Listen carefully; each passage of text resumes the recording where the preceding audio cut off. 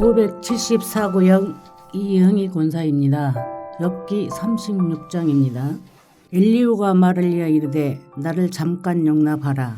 내가 그대에게 보이리니 이는 내가 하나님을 위하여 아직도 할 말이 있음이라. 내가 먼 데서 지식을 얻고 나를 지으신 이에게 의를 돌려보내리라. 진실로 내 말은 거짓이 아니라 온전한 지식을 가진 이가 그대와 함께 있느니라. 하나님은 능하시나 아무도 멸시하지 아니하시며 그 지혜가 무궁하사 악인을 살려두지 아니하시며 고난받는 자에게 공의를 베푸시며 그의 눈을 의인에게서 떼지 아니하시고 그를 왕들과 함께 왕자에 앉히사 영원토록 존귀하게 하시며 혹시 그들이 족쇄에 매이거나 환난의 줄에 얽혔으면 그들의 소행과 악행과 자신들의 교만한 행위를 알게 하시고 그들의 귀를 열어 교훈을 듣게 하시며 명하여 죄악에서 돌이키게 하시나니 만일 그들이 순종하여 섬기면 형통한 날을 보내며 즐거운 해를 지낼 것이요 만일 그들이 순종하지 아니하면 칼에 망하며 지식 없이 죽을 것이니라.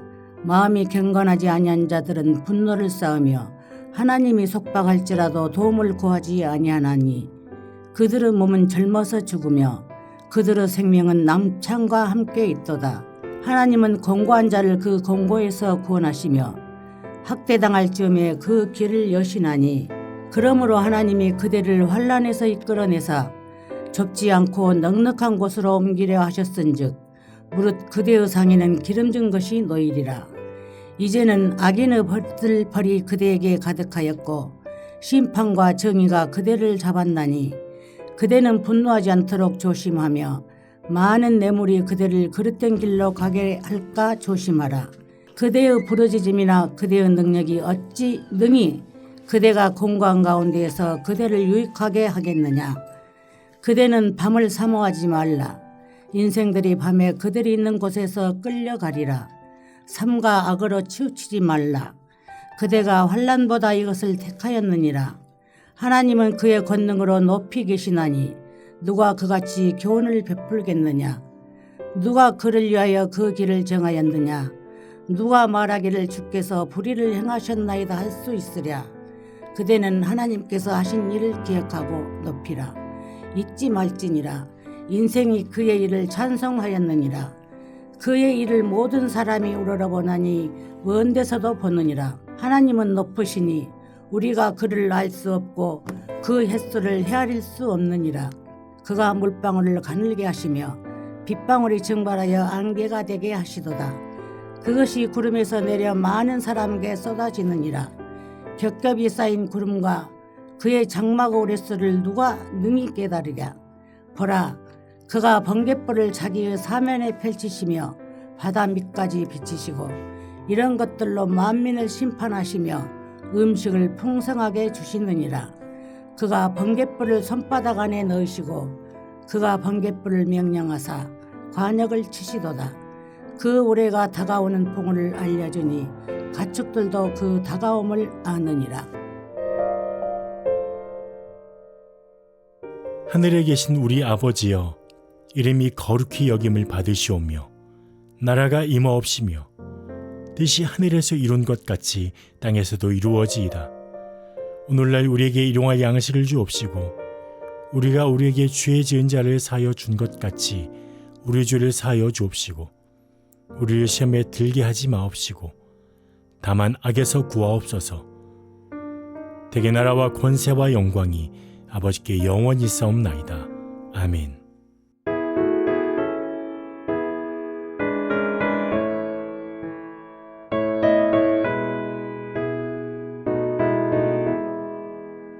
주님의 뜻을 이루소서. 고요한 중에 기다리니 지능과 같은 날 빚으소. 주님의 영생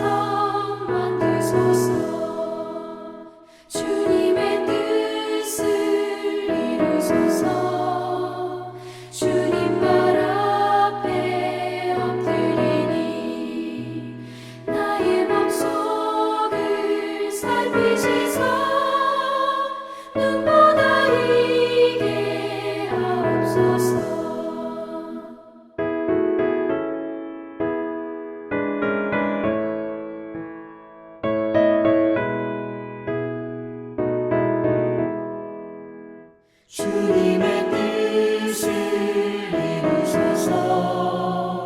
병들어 몸이 피곤할 때 권능의 손을 내게 펴서 강건케 하여 주옵소서.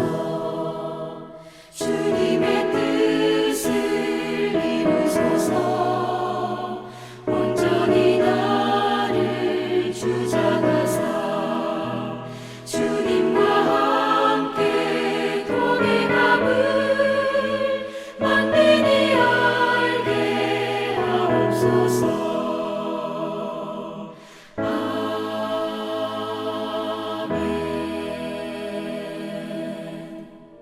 화요일 오늘 함께 나눌 하나님의 말씀은 다니엘 1장 1절에서 7절 본문 중 1절 2절입니다. 유다 왕 요아김이 다스린 지 3년이 되는 해에 바벨론 왕 느부갓네살이 예루살렘에 이르러 성을 에워쌌더니 주께서 유다 왕 요아김과 하나님의 전 그릇 얼마를 그의 손에 넘기심에 그가 그것을 가지고 신할 땅 자기 신들의 신전에 가져다가 그 신들 보물 창고에 두었더라. 아멘. 오늘도 하나님의 은혜와 복과 평강이 가득하시길 축복합니다. 오늘부터 다니엘서를 살펴봅니다. 다니엘서는 대선지서 예언서라고 불리며 묵시문학입니다. 묵시는 계시, 감추인 것을 드러내 보여주다는 뜻으로 하나님의 계획과 뜻을 밝혀줍니다.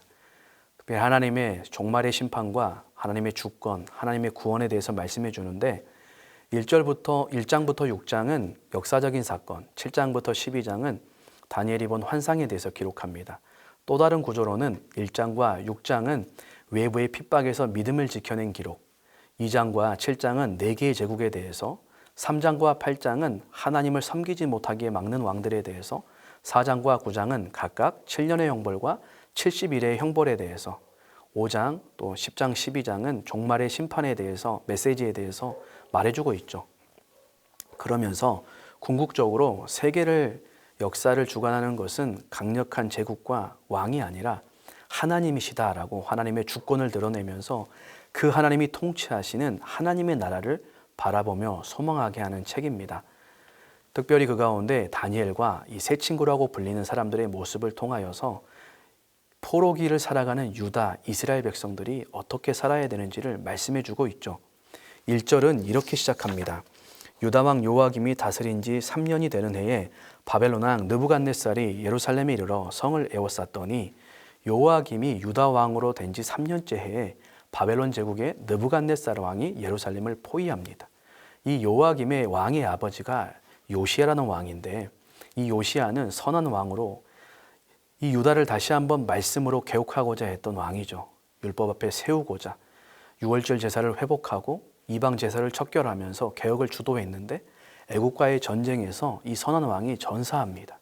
이어서 요아스라는 왕이 세워졌는데 애굽 왕이 3개월 만에 폐위시키고 이어서 세운 왕이 바로 이 요아김 왕이죠.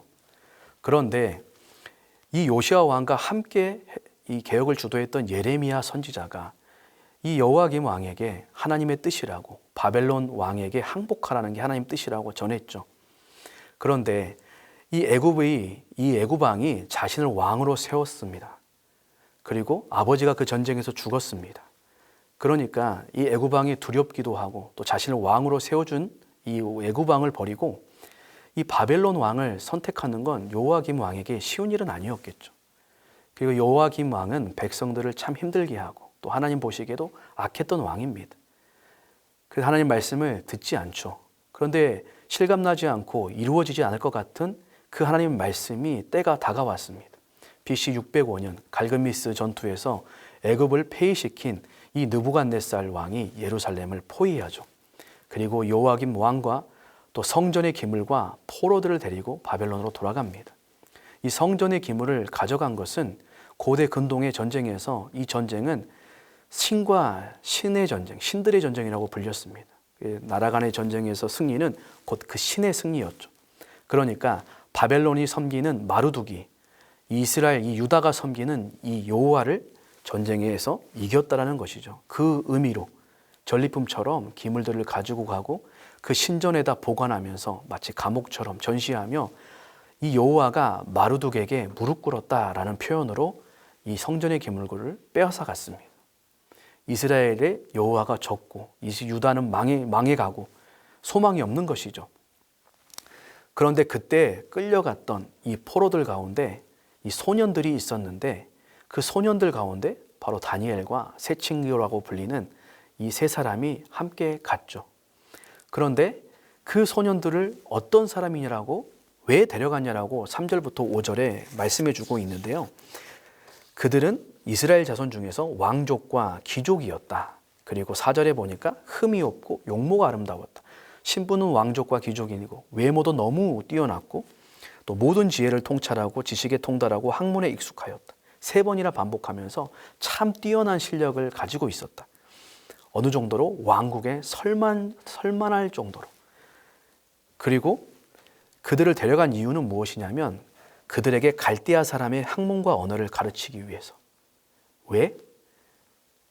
5절 끝에 보니까 후에 왕 앞에 서게 하기 위해서라고 돼 있죠. 그래서 그들을 데려가서 이 느부갓네살은 소년들을 데려가서 바벨론식의 문화와 학문을 익히게 만들어서 그들로 하여금 다시 돌려보내서 그들로 하여금 자신이 정복한 지역을 다스리게 하는 정책을 사용했습니다. 그래서 뛰어난 소년을 데리고 가고 최고의 학문과 최고의 언어, 최고의 선생님을 붙여주고 또 왕의 포도주와 음식을 주며 모든 쓸 것을 제공하며 최고의 이 모든 것들을 제공하면서 환경을 제공하면서 그들을 3년 동안 성장시켰습니다. 왜요? 나중에 그들을 자신의 신하로 사용하게 하기 위해서. 끌려갔던 다니엘과 이 세 친구들, 비록 나라는 망해가고 있고 그들은 포로로 끌려왔지만 그들에게 소망이 없는 것이 아니라 그들은 뛰어난 외모와 뛰어난 실력을 인정받아서 선택을 받았고 당시에 가장 크고 강력한 나라에서 최고의 환경 가운데 최고의 스승을 통하여 최고의 신진 문물들을 배우고 무엇보다 그 왕에게 선택받고 쓰임받을 수 있는 이 성공의 길, 이 출세의 길이 보장된 사람들이었습니다. 그래서 그들을 완전히 변화시키기 위해서 6절, 7절을 보니까 그들의 이름을 바벨론식으로 바꾸는 일까지도 했죠. 왜냐하면 이름은 당시에 그 사람의 정체성을 드러냈는데 그 정체성을 완전히 바꾸려고 한 것입니다. 이 다니엘은 하나님은 나의 심판은이라는 뜻이었고 또 하나냐는 여호와는 은혜로우시다라는 뜻이었고 미사엘은 하나님 같은 분이 누구인가라는 뜻이고 아사랴는 여호와께서 도우셨다라는 뜻입니다. 이 하나님 신앙이 담고 있죠. 그런데 7절에 다니엘은 벨드사살로 베일이 생명을 보호한다. 그 다음에 이 사드락과 이 메삭은 아쿠라는 신, 이 달의 신과 연관이 돼 있는 것처럼 보이는데 달의 신의 명령이다. 아쿠와 같은 자가 누구인가? 아사랴가 나벤느고가 됐는데 이것은 느고의 종, 이 바벨론의 신인 느고의 종이다라는 뜻입니다. 이렇게 해서 완전히 바벨론 신의 이름을 그들에게 바꾸어 주면서 바벨론 신을 섬기고 바벨론을 섬기는 사람으로 완전히 변화시키려고 했습니다.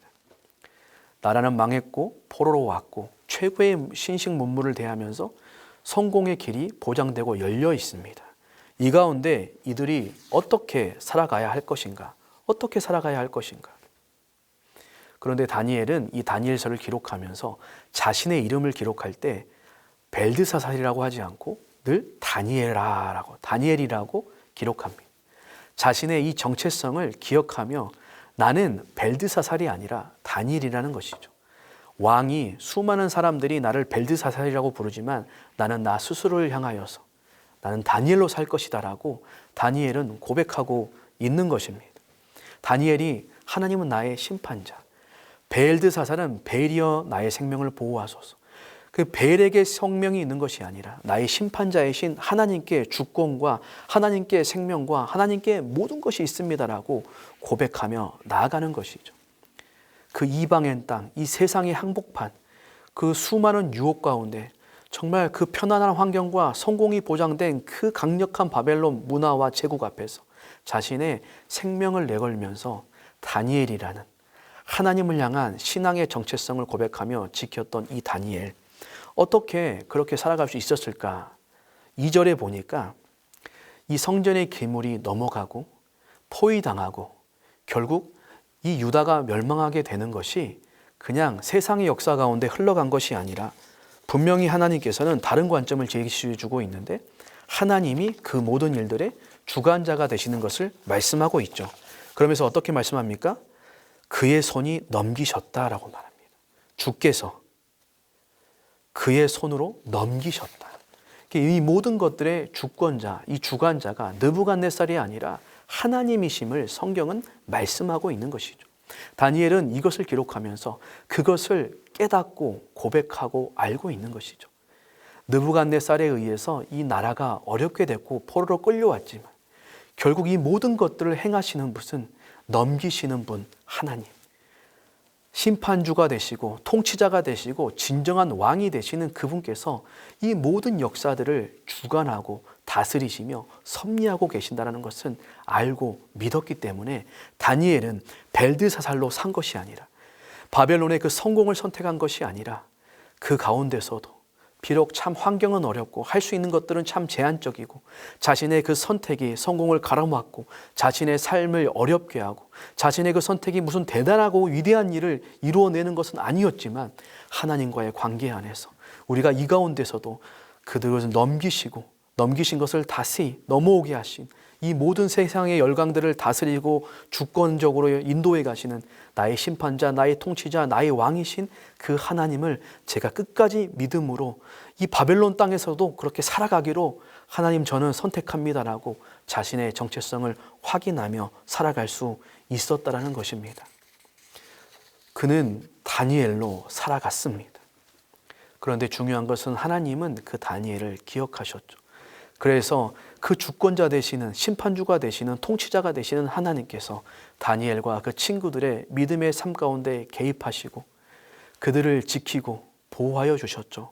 왕의 진미를 먹지 않은 이들보다 더 살이 오르고 좋은 외모를 갖게 하시고 또 사자굴 속에서도 불 속에서도 지키고 보호하여 주셨죠.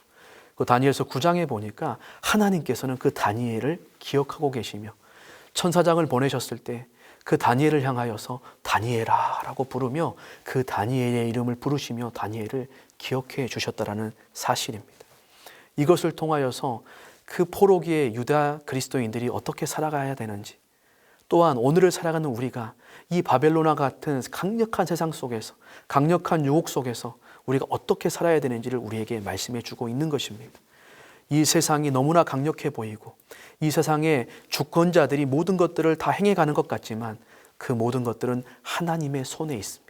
하나님이 허용하시고 하나님이 넘겨주시며 하나님이 붙잡고 여전히 다스리시며 하나님의 주권 가운데 있음을 우리는 기억해야 합니다. 그래서 우리는 다니엘처럼 이 세상에 주는 풍요로움과 이 세상의 것들을 따라서 벨드사살로 살아가는 것이 아니라 다니엘, 하나님은 나의 심판주이십니다. 오늘 우리가 세상에 주는 다른 이름으로 그것을 구하며 나아가는 것이 아니라 그리스도인, 우리는 그리스도를 따르는 사람입니다. 성도, 우리는 하나님께 부름받은 거룩한 사람이며 거룩한 백성이며 거룩한 자녀이며 우리는 하나님을 섬기는 믿음의 사람입니다. 이 정체성을 기억하면서 살아가야 하는 것이죠. 우리가 이렇게 참 겉으로 드러날 때는 많은 일들을 하지 않은 것 같지만 우리의 그 믿음의 선한 싸움, 이것을 지키며 나아가는 이 모습을 하나님은 바라보고 계시고 하나님은 기억하고 계십니다. 다니엘을 기억하며 부르짖어 주신 것처럼 오늘 우리의 그 믿음의 모습을 바라보시고 기억하시며 우리의 그 몸부림 가운데 함께 하시며 다니엘과 세 친구를 지키고 보호하시고 그 유다와 이스라엘을 지키고 보호하시며 결국 회복하게 하셨던 그 하나님께서 우리의 삶 가운데도 그 회복과 지키심과 보호하심과 함께 하심의 은혜로 이 바벨론과 같은 이 세상 가운데 승리하며 나아갈 수 있게 하신다는 사실을 기억하면서 오늘 또 믿음으로 승리하며 정체성을 지켜가는 우리 모두가 될 수 있기를 예수님의 이름으로 축복합니다. 하나님 아버지, 오늘부터 다니엘서의 말씀을 살펴봅니다. 이 세상이 아무리 강력한 것 같지만 이 모든 것들은 하나님의 손에 있습니다. 이것들을 넘겨주시는 분도 하나님이시며 이 모든 것들을 돌아오게 하시는 분도 하나님이시고 이 모든 것들을 다스리시며 마침내 궁극적으로 영원한 하나님의 나라를 세우시며 그 나라를 완성하시며 그 나라의 승리를 선포하시는 분이 하나님이신 것을 다니엘서의 말씀을 통하여 확인합니다. 하나님, 오늘 다니엘이 벨드사살로 살아가는 것이 아니라 다니엘로 살아가며 하나님의 나의 심판주여 통치자의 왕이심을 고백한 것처럼 오늘 우리가 이 땅을 살아가는 그리스도인으로 성도로 하나님의 자녀로 승리하며 나아갈 수 있도록 인도하여 주시고, 하나님, 저희가 그렇게 살아갈 때에 다니엘과 세 친구의 삶에 개입하시고 함께 하시며 간섭하며 승리하시게 한 것처럼 우리 모든 성도들의 삶을 승리하게 하시고 지키고 보호하여 주옵소서. 예수님의 이름으로 기도합니다. 아멘.